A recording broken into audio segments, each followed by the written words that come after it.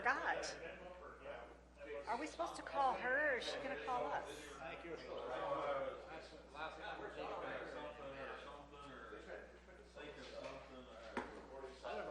don't know where she's at.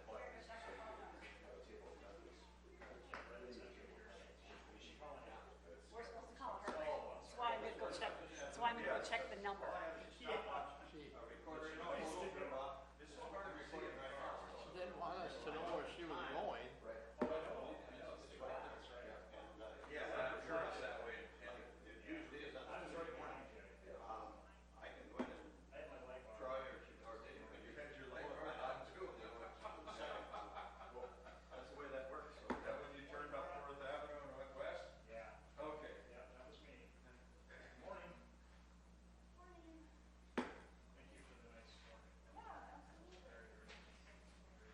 Good morning. She'll only charge you $40. Charlie, what's the value of this signed copy?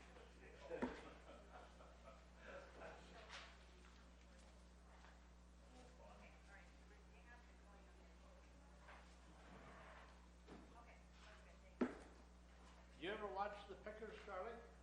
Pardon? Do you ever watch The Pickers? I'm familiar with it, yes. Oh, I thought that'd be right up your alley. That'd be maybe your favorite show. Actually, I don't even get that. You don't? Nope, I've got a 4-foot antenna in my yard. It looks like a redneck special. Uh-huh. And I get Roku, and that's it. It not only looks like a redneck special, it is a redneck special. Just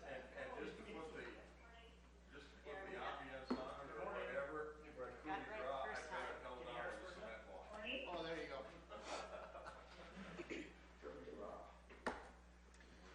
Not quite 9 o'clock. Pretty close. I don't watch, It looks like it's down here. I don't get none of the network, so. I might as well.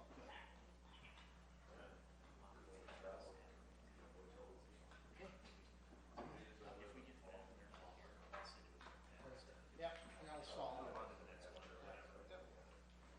You didn't hear that, Myron. What's that? If the beans I live in 12th and Plum, we don't get cable. Plum clear out. Well, the good part of that is you don't have to pay for it then either, right? It's 9 a.m. That clock, right? It is. It's 9 o'clock. No, that one's not. That one's a little fast. Your screen is right. Good morning, ladies and gentlemen. It is Tuesday, August 27th, 9 a.m., and it's time for our weekly Cottington County Board of Commission weekly meeting, and we'll open the meeting with the Pledge of Allegiance to the flag, and I'll lead it today. Pledge allegiance to the flag of the United States of America, to the republic for which it stands, one nation, under God, indivisible, with liberty and justice for all. We got a time delay here. All right, that having been done, thank you, Myron. Do any of the board members have any conflict of interest of any of the items on the agenda?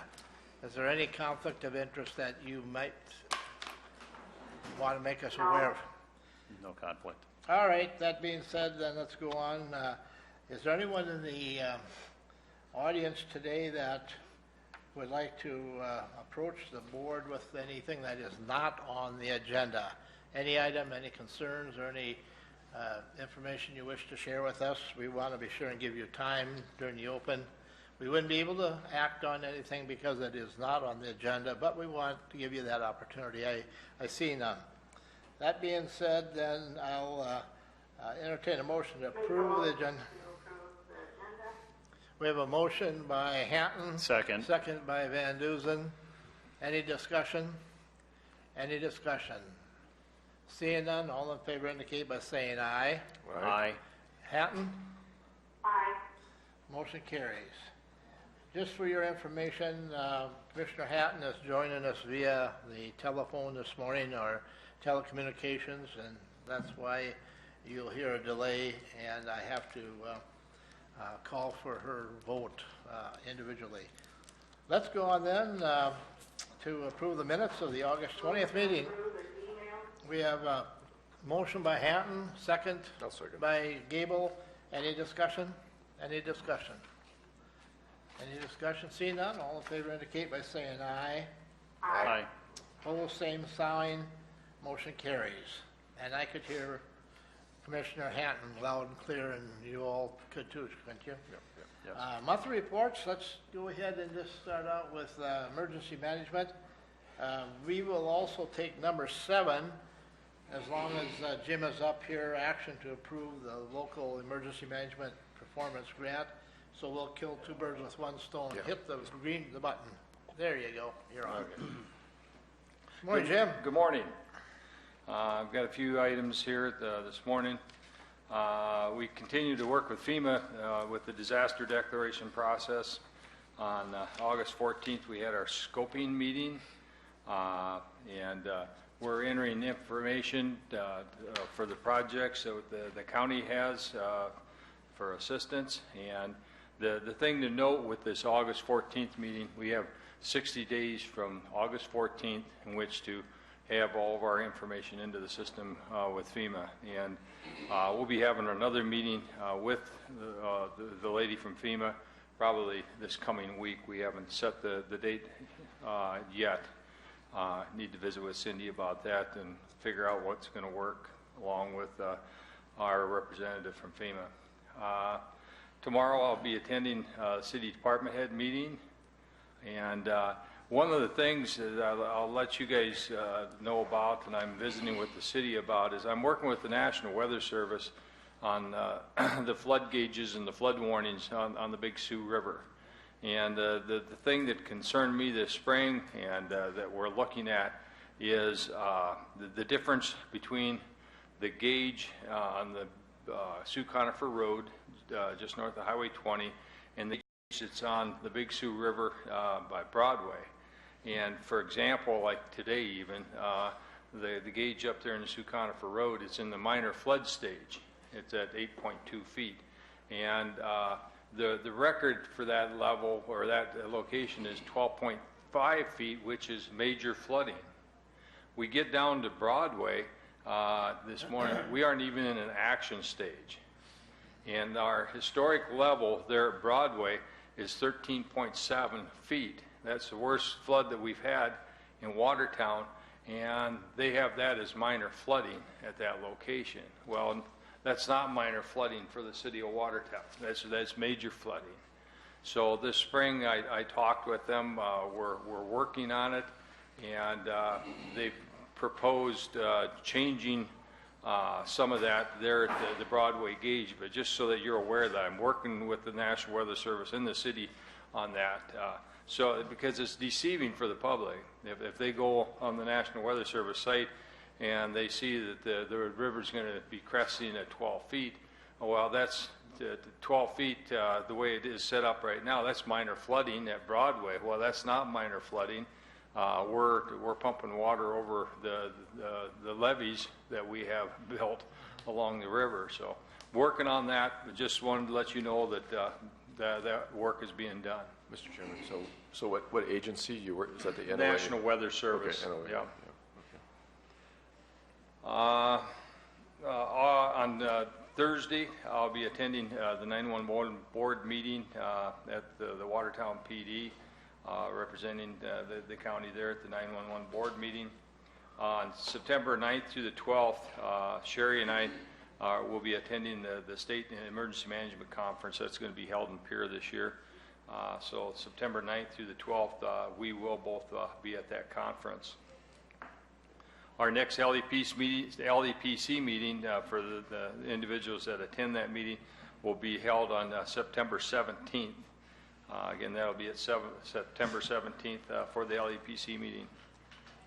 Is there ever a quorum of commissioners at that meeting? Is that something I need to put on my public notices?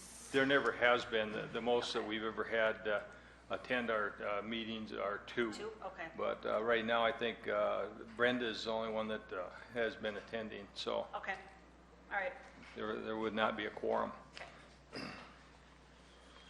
I will be attending the Lake Area Technical Institute, the Law Enforcement Advisory Committee. I'm a member of that advisory committee, and our next meeting for that program is on September 20th.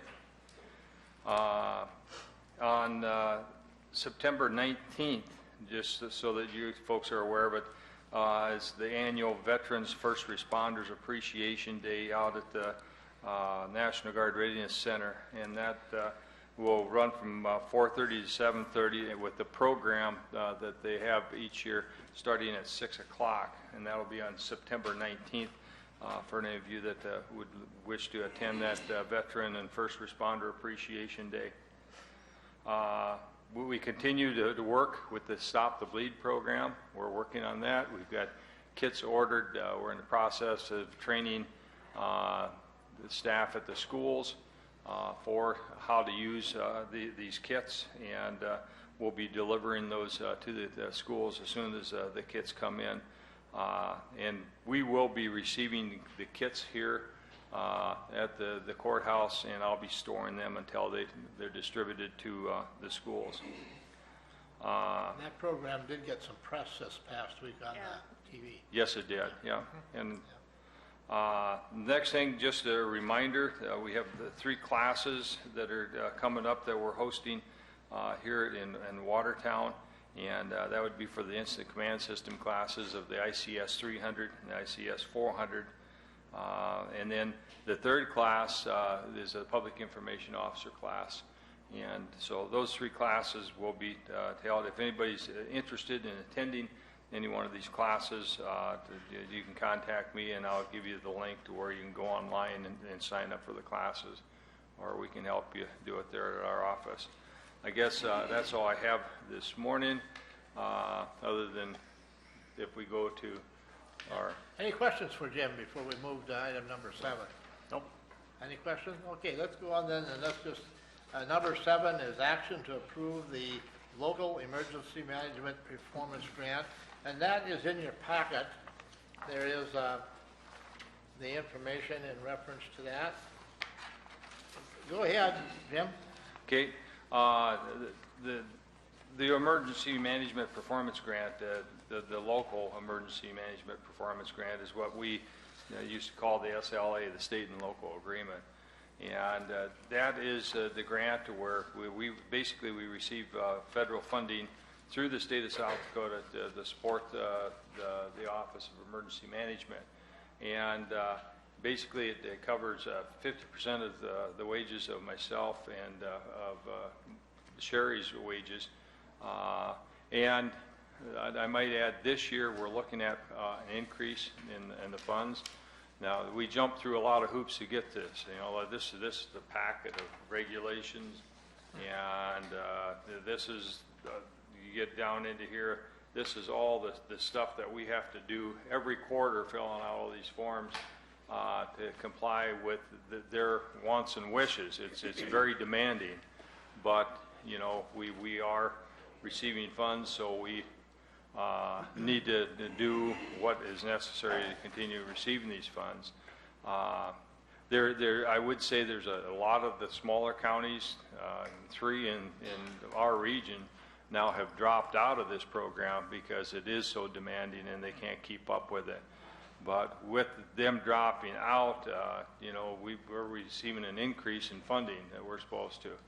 With them dropping out, I'm assuming that their general fund is totally funding the emergency management fund. That would be correct. In those counties. Right. It's a big deal. It's, yeah. So. But if they've made it, I mean, for a one-man office, they've made it almost impossible to keep Well, up. because a lot of the smaller counties, it's not a full-time position.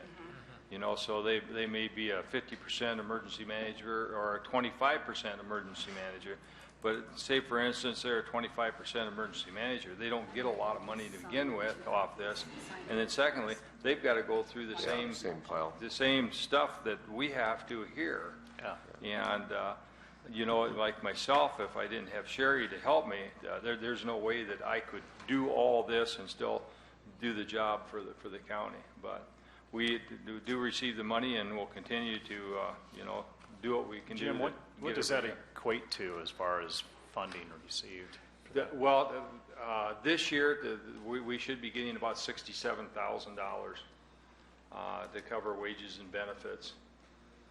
So that would be, that amount is probably, we probably won't even use all that amount for our wages and benefits for the two of us. So, Jim? yes, Jim, with the smaller counties, do you anticipate more of a workload than on your office? I mean, are they going to phase their emergency managers out with this, not receiving any sort of funding, or what do you anticipate? no, they won't be phasing the position out because they can't. They're required by state law to have an emergency manager. So that position has to be filled. But, with the smaller counties, they were looking at either at doing additional staff or making those positions full-time in order to keep up with that workload. So they found that it's probably cheaper in the long run for them to not receive this federal funding and then fund the position, the 25% or 50% position, out of their budgets. I make a motion to approve this. Second. Well, we have a motion by Gable, second by Van Duzen. Any discussion? Any discussion? The discussion is I will authorize me to sign it. Yep. Done deal. Thank you. Any other discussion? Seeing none, all in favor indicate by saying aye. Aye. Aye. Opposed, same sign.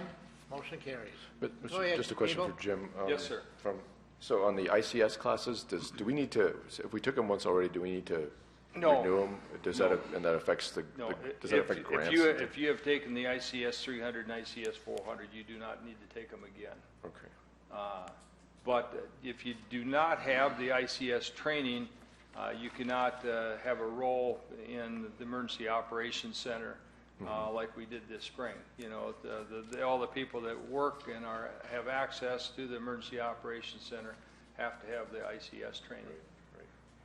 Okay. Jim, I have a question. So Yeah. I have all the other ICS training, except for this information officer. Now, is that a requirement that I would have to have in order for me to go to the Incident Command Center? No, that is not a requirement. Okay. You could hold a position there in the EOC with the training that you've had, but we have individuals that are specially trained just to work with the news media and to get information out to the public when we have a disaster like a flooding or a tornado or whatever. It's just special training for people that would be working with the news media and so forth. Okay. That's what I kind of thought, but I thought I better make sure. Sure. Any other questions for Jim? Do those impact grants at all, like the number of people you have trained? Grant Well, applications? we have to comply with what they call NIMS, the National Incident Management System. And part of the NIMS is that the first responders, the people and all the first responders have instant command system. The firemen, the police officers, and emergency management personnel that have boots on the ground, they all have to have the ICS 100, 200, 700, and 800. Now, the supervisors need the ICS 300 and the 400. Okay. And then there's a specialized training that we can send people to, like the public information officer class, the instant commander training, so forth. Okay, thank you. Sounds like military, right? Yep. Lee? All right. Any other questions? Seeing none, thank you, Jim. Thank you. Have a good day. Excellent. All right, let's go to the sheriff. Item number B and item number 6. Morning, Brad. Heard you on the radio yesterday. Did a good job. All right. Thanks for doing that. Yeah. Keeps people well informed. Try to do that once a month there, just to make sure that we're getting all the information out there.